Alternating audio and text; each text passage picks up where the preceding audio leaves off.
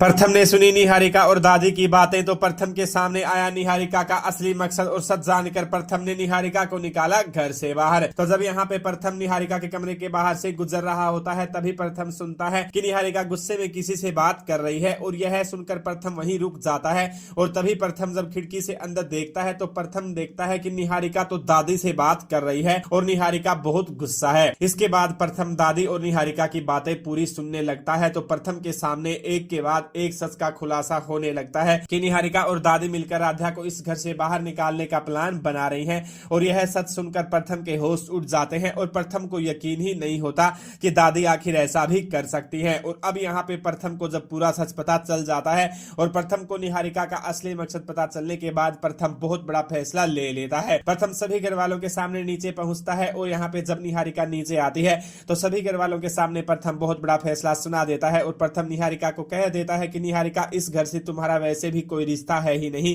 इसलिए अब मुझे लगता है कि तुम्हें ज्यादा दिन यहाँ पर नहीं रुकना चाहिए। वैसे भी तुम्हारी तबीयत सही हो गई है तो अब तुम्हें यह घर छोड़कर जाना होगा। और यह सुनकर निहारिका के होश उड़ जाते हैं।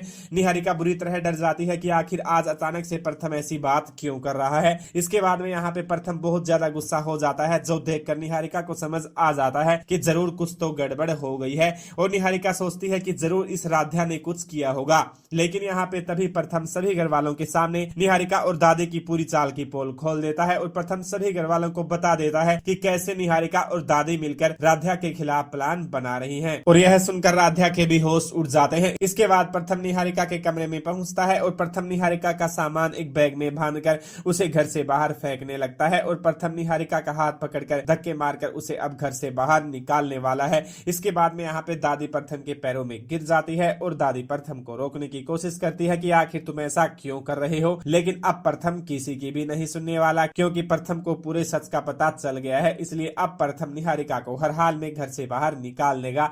लेकिन यहाँ पे दादी के ऊपर भी बहुत बड़ा खतरा आ जाता है। प्रथम दादी को कह देता है कि आपने जो किया उसके लिए मैं आपको माफ नहीं करूंगा। तो क्या यहाँ पे प्रथम दादी को भी निकालेगा घर से बाहर और अब राधा सच जानने के बाद क्या करेगी, देखना बहुत ही ज्यादा खास होने वाला है। तो लेटेस्ट अपडेट के लिए हमारे साथ जुड़े रहें।